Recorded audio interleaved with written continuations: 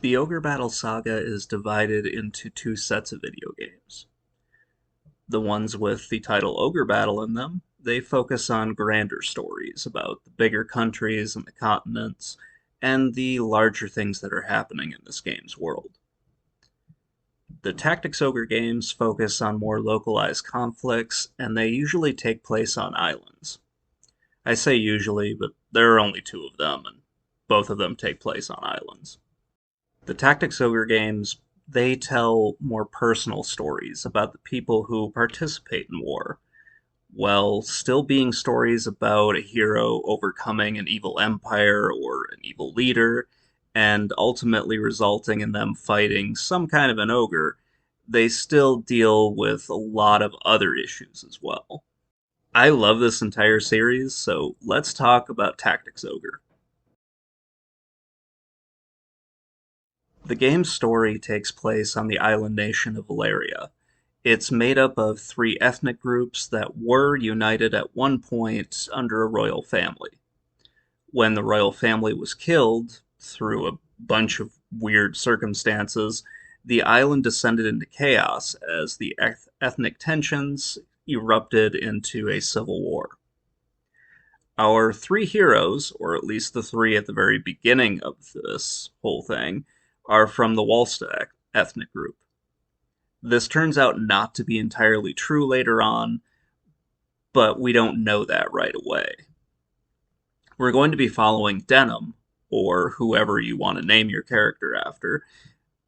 I just left with the name Denim because that's the default name. His sister Kocha, which isn't actually her real name, but we don't know that right away. And their friend Vice, who's just a dick. And I mean that in the nicest possible way. We follow them through the first chapter of the game, where it's pretty straightforward. They're just trying to really restore some kind of a balance to their part of this island. They've been defeated by one ethnic group, and they're being really heavily persecuted. Their leader has been imprisoned, and yeah, they just want to try to restore their part of the country. It's very murky as to what their actual goals are, especially since you're not playing as the leader of the movement right away. And depending on your choices in the game, it will change how you actually want to end this conflict. The first thing that you see them do is attack a group of exiled Zimbonian knights, but you don't know who they are because they mistake their leader as being the leader of the Black Knights, or these knights from the Kingdom of Lotus, that have come down and are supporting one of the ethnic groups. Both of the characters, the leader of the Zimbonian Knights, who are in exile, and the leader of the Knights from Lotus, are both named Lons, but their last names are different, and they don't look anything like each other. You find out more why these two groups are actually in Valeria, and it's kind of interesting. It ties into the overall plot of the game, and yeah, I like it quite a bit. We'll save that for a little bit later, but the good Lons and some of the other characters from the first Ogre battle, they join your heroes to liberate Duke Ronway, who is the leader of the Wallastine people. From here, the player is presented with a choice on how to really impact the game. If you want to follow the orders of Duke Ronway, or if you don't want to massacre a village of innocent people. Regardless of what you choose, Vice will turn against you because he's kind of a dick, and there's no way to actually make him happy right away. I went with the choice to not massacre all of the people. I have done it the other way. Depending on what you choose, you either become an outlaw or the war between one ethnic group and yours. Sorry, I can't really pronounce the ethnic group. The war kind of turns into a stalemate if you decide to massacre all the people. If you don't, you become a fugitive from the law. Following the path that I took in this game, you are trying to basically set everything right and expose a lot of the crimes that have gone on. You do this by fighting against the Wallista Liberation Army or the Valeria Liberation Army, and you meet a lot of other people along the way. One in particular I thought was very interesting. It's another rebel group that is fighting within Bakram, which is really the last of the ethnic groups that you're going to deal with. And I thought this part was really cool because you're seeing how each ethnic group has a group of rebels that is not they're not happy with how the government is being run in their particular area, so they're working to try to overthrow their enemies or overthrow their own rulers. It's a very murky mess that reminded me an awful lot of a few conflicts that I had the misfortune of following, where nothing really makes sense, none of your choices really are good, and everyone that's fighting kind of sucks in their own way. To speed things along a little bit, I ended up turning back towards the side of the Walsta people, and that obviously pissed off Vice, and this led me to kind of my first issue with the narrative.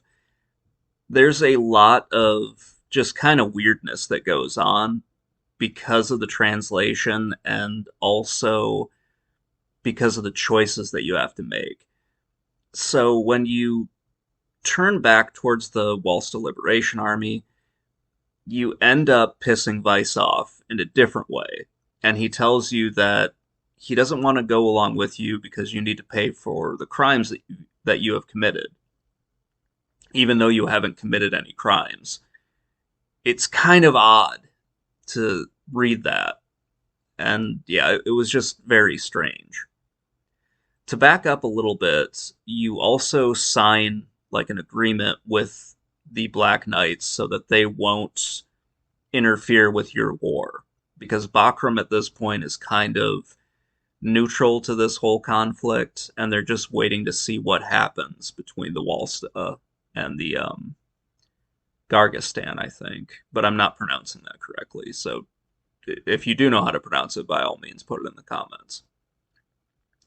So they're waiting to see what happens with that conflict. And yeah, it gets very weird.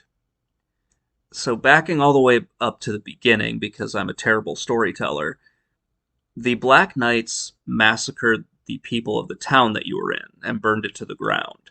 And I'll talk a little bit more later when I get into the graphics about this.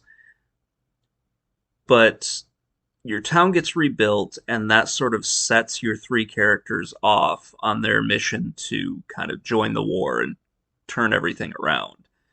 Because your father, or at least your adopted father at the very beginning, gets taken by the Black Knights. This all makes sense later on in the game, but right away it doesn't. You have several meetings with Evil Lons where he kind of apologizes and also tries to get Kocha to turn against you.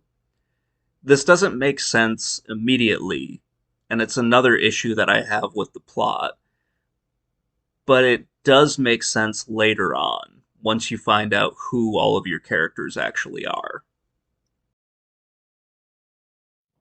So after Vice decided that he didn't like me still, even though I joined his side, but whatever, he goes off and basically tries to undermine everything that you're doing.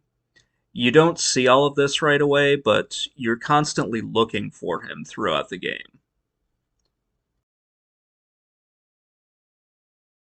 Kucha is then told who she actually is, and she is a member of the royal family.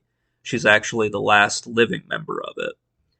And she gets taken by the Black Knights, who have basically turned on everyone. They're not supporting Bakram anymore.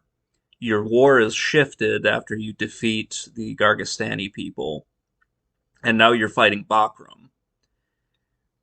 but it's just Bakram by itself because the Black Knights are no longer supporting them. It's really interesting to see how all of that worked out. And if you're able to save certain characters, you'll learn a lot more about what's going on in the plot. There were a few key characters that I accidentally let die or just wasn't able to save, so I didn't get to learn everything while I was playing this. So now Coach is your enemy. Vice ends up killing Duke Ronway, at least in the playthrough that I was doing, and he gets immediately executed. There are a few different endings for Vice where he will join up with Kocha if she becomes the queen, or he will be captured and executed, or he will get killed after assassinating Duke Ronway. Those are the endings for him that I'm aware of. Kocha has a few as well. There are at least two that I'm really aware of, where she commits suicide, which happened in my playthrough, or she becomes the queen. I think there might be another one, but I'm blanking on what that might be right now. Denham also has a few endings to his story as well. He finds out that he's not from Walsta, he's from Bakram, and he has a little bit of an issue with that, but at least in my playthrough, he gets over it real quick after having a brief mental breakdown. And at least in my playthrough, he ended up also getting assassinated. So yeah, great. No one ended up happy in my playthrough. All of this leads up to really the final battle, where you find out that Brunhild, this really big sword that is a symbol of Zimbonia, which you learn an awful lot more in a lot you learn a lot more about it, sorry, when you play the first Ogre Battle, because the sword is very big in that plot, where you're able to find the Sky Islands and a whole bunch of other fun things. And you can trade it to a demon as well, but besides the point. You're that's Brunhild is the whole reason why the Zimbonians are on this island, because the sword was stolen by the Kingdom of Lotus, and they want to try to get it back. It turns out they need the sword in order to try to do some ritual on the island, which I did not write down in my notes, unfortunately. So you go to the very end, and you needed to have the sword in order to do whatever the Knights of Lotus want to do. And at first, they think they need to have Kucha because she's a member of the royal family, but it turns out they don't. Either way, you end up fighting the king, who is thought to be dead, but he has returned as an ogre. And I'll talk more about ogres later on in this as well. But from there, that's when you get several different endings that I've kind of talked about earlier. Uh, the Kingdom of Lotus could invade and take over the island. Denham could become the king, or Kucha could become the queen of the island. And all of that depends on the choices that you've made throughout the game. So it's pretty cool to see how the narrative can change depending on really what you've decided to do. And you can always play through it a few different times to try to get the ending that you want, or in order to see all the endings. It's a really awesome story that's really complicated, and I may or may not have done a great job of explaining everything, because I personally have not seen every ending, I just know about them. So, yeah, let's talk a little bit about the gameplay. If you think I've missed anything with the story, please put it in the comments below, or hey, if you think I did a terrible job, let me know as well.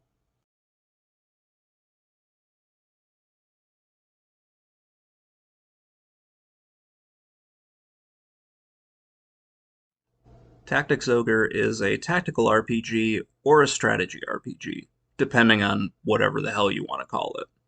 This is actually one of my favorite subgenres of video games. And yeah, it's really great. Many of my favorite RPGs fall into this category. The gameplay is similar to moving chess pieces around a board, but they also have some quirks to like their combat system and whatnot. Some of the games use a weapons triangle, like axe beats spear, spear beats sword, sword beats axe, that sort of thing. Or they'll use the terrain, so if you're higher up, you'll be able to do more damage, or the terrain will get in the way of what you want to do. You also have direction of attack, so you'll do more damage if you attack from behind or from the side. Tactics Ogre uses a version of all three of these. It has an elemental weakness system and a terrain that impacts everything, as well as some of the other combat stuff that I've talked about. I don't think it does any one of those particularly well. The part that seems to matter the most is really direction of attack. Magic does quite a bit of damage in this, but it does a lot more to kind of limit the number of enemies that you have to fight, or at least that's how I usually played with this. So, using things like Stun or Incubus, which puts your enemies to sleep, or Charm, which turns them against their own people, those seem to help out a lot more than some of just the magical attacks in this. Every character in the game has an elemental alignment to either fire, water, air, or earth. These can impact how you do certain things, but for me, it really didn't matter too much, or at least I didn't notice a big difference in when you attack somebody or what spells you're able to equip to a character. There are six types of spells. Amongst all the elements that I've mentioned, you also have light and dark spells. The light spells are usually healing, but you do have a few attack spells in there. The dark spells are pretty much all attack stuff. You do have some buffs and some other stuff that's thrown in, like locking people out or doing certain things. But anybody who can use magic, for the most part, can use them. So you can have say, a wizard whose alignment is fire, but he can use earth and dark magic, if that makes some sense. You'll get a ton of characters in this game, mostly because there's a huge issue with permadeath in this. You will lose characters quickly, especially in the PS1 version. So you might need to grind for levels in order to keep up with everything, and you're going to want to recruit a lot of characters. You can have a maximum party of 30 characters, and you're really going to need it. This part of the gameplay actually leads me to my first issue with this. You need to grind an awful lot with your characters just to get them so they can be competitive, because there's a huge gap between just one level and the next. And if you go up against an enemy that's 2 levels ahead of you, you're not going to have a good time whatsoever. Whenever you recruit new characters, they come in at level 1. This isn't too big of a deal at the very beginning, but if you're late in the game and all of a sudden you lose like 2 or 3 characters on a mission, and you really needed those guys because one of them is your best wizard or one is your best witch, you're going to have to start by grinding these characters that you recruit to replace them from level 1 all the way up to like level 30 or so. So that can get really goddamn annoying. You'll also be able to recruit a bunch of different monsters in this game, like golems, dragons, fairies, hawkmen, lizardmen, griffins, octopus, cockatrice, skeletons, or ghosts, and also gremlins and hydras, and then there are also cyclops. I haven't encountered a lot of spaces in this game where you're able to recruit everything, because they kind of do a rotation where some days you can recruit certain creatures. I have encountered all of these because your enemy gets to use them quite a bit, but for the most part, you're going to be fighting humans in this. There are several classes that you'll run into that are L classes, or larger units. I I honestly don't like this. It does make it so you can only have 2 large units per turn, So when you're setting up your party, you can only have two golems or something like that. I really just kind of avoided this. I had golems early on just because they make really good punching bags for when you're trying to level up your characters, but I don't ever remember using them in battle. I also didn't use the dragons or any of the other like special monster characters that you can recruit. I'm sure with certain tactics they become more helpful, but I've never really found them to be particularly useful in this. There are also random encounters in the game, which tend to be more annoying than anything else, especially later on when you just want to advance the story, and then you run into a spot where you have to kill like four characters. It's kind of annoying. I don't really like it all that much. I would prefer to just have the main mission stuff, but it does go into kind of the RPG things where you run into neutral characters. And it also does play into stuff that happened in Ogre Battle, where you'll run into neutral characters every once in a while, and you can recruit them to your cause. Overall, I really like the gameplay in this. I think it's a lot of fun, even though it does have a few smaller problems, like having to grind your characters up to the level that they need to be. Also, sometimes magic can be a little annoying. Thankfully, it isn't as bad as it was in Ogre Battle. They fixed an awful lot for Tactics Ogre. So, yeah, I really love it an awful lot. I really like the way this game looks. It is a port of a Super Famicom game, so it isn't as visually impressive as some PS1 games. However, I feel like the pixel art looks a lot better as time goes on than when you compare it to like the early attempts at 3D art. The missions take place on a series of grids. They look pretty good for the most part. They can at times look sort of haphazardly thrown together, which feeds into the whole hey, a war's been going on, so these buildings are kind of just put together in any way that we can.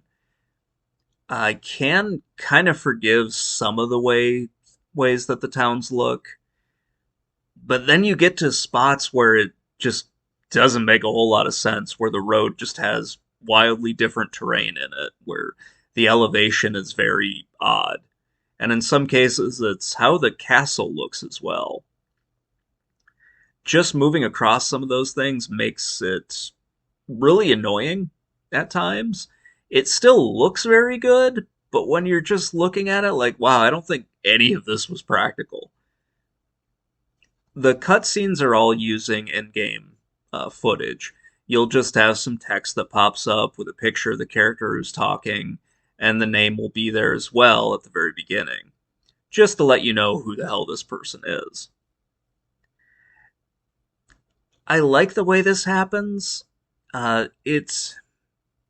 It might not look as good as some of the later tactical RPGs, but it still looks good enough for what they're trying to do with this. There are cutscenes in between the chapters, and those are done with a map of Valeria, and then they'll kind of show, okay, this is what's happened here. This is the way sort of the territorial control has happened. Here's a highlight of just what country we're talking about. And then they'll throw up pictures of the important characters in this as well. So that looks pretty good, and I like the way that's done, especially since they give you a little rundown of, okay, 4 weeks have gone by, this is what's happened during that time. Here's a brief synopsis of the plot, just in case you left at some point and came back. It's all done really well. Overall, I like the graphics in this game. They might not look as flashy as some of the later 90s stuff, or they might not look as good as things on like the PS2 or sort of like the later PS1 games. But I think these have looked better as time has gone on.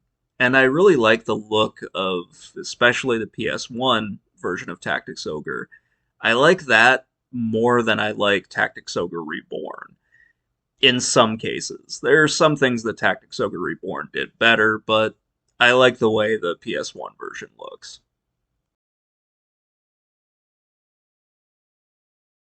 So when I went back and played this game for this, I had a question. Why ogres? Why are ogres used in this game? As a kid, I didn't question what was in this video game. It didn't really matter to me. The game said that they were ogres, they were evil and a representation of chaos. In Ogre Battle, it depends on how your alignment works and, whether or not you're fighting the ogre or you're being seen as an ogre. I didn't think about any of that until I was really playing through this, and I thought to myself, why are they using ogres? At the end of Tactics Ogre, you fight one. So you fight an ogre. And in the game's world, these are just the representation of evil. And ogre isn't the same in Japanese folklore as it is in the folklore I learned, so it was kind of weird for me. I think this boils down to just a translation issue and also a little cultural bias on my part. I think what you're fighting is supposed to be an oni, or like an evil spirit from Japanese folklore. When you look at Japanese art, an oni kind of looks like how, an ogre would look in our world. You see a few pictures of those on the screen from, Ogre Slayer. So, yeah, they look more demonic than what I would think of as an ogre. So, yeah, I think it's just supposed to be an oni that you're fighting, but they translated it to ogre just because that's the best, or at least the closest translation for them. I went more into that on the blog post, but we'll just skip to the end because my god, this has gone on for a long time. Tactics Ogre is a great but a frustrating game to play. The PS1 version is a very challenging game that forces you to grind for experience, and it can be very time consuming. The more recent version of the game, Tactics Ogre Reborn, adds a lot of really quality of life features to it that in some ways water the game down but make it more accessible. And I think that's actually a good thing, just because this is a series that has kind of died, and really it's only been Tactics Ogre Let Us Cling Together that's really kept going, or at least that Square has wanted to remake. I wasn't really sure where to put this part in, but this game has a lot of parallels to the breakup of Yugoslavia. That is, it's a conflict where you had a sort of one unifying figure as the leader, and he was holding all of these ethnic groups together, and once he was gone, it all fell apart. That's really the only parallel between the two, but it's fairly close. And then, of course, zombies and demons and ghosts come into it later, but that's kind of besides the point. However, you could take the same thing and say it draws a parallel to any ethnic cleansing or ethnic conflict that takes place across the world, and there are quite a few of them. It can be kind of hard to really talk about this, or at least it's hard for me to kind of talk about it because I keep thinking back to a job that I used to do, and yeah, it's kind of hard to go into because I spent a lot of time watching videos of war crimes and trying to figure out who was committing them. So it's a little hard to go back and play a game like this where I'm enjoying what's going on, but I keep thinking back to all of the stuff that I watched in order to try to hold people accountable for certain things. And yeah, I don't mean to leave it on a downer, but that's kind of where it is. Uh, Video games can really make you feel just a variety of emotions, and most kind of give you a sense of enjoyment. However, some of the better games make you feel something or think of something if you want them to. You can also just play them and have fun. But yeah, it's sometimes it can be fun to have a game that makes you think about something more broadly. Anyway, I don't know how to really end it from there, but so I guess I'll just say, let me know what you think in the comments below. And yeah, have a great day, everybody. Bye.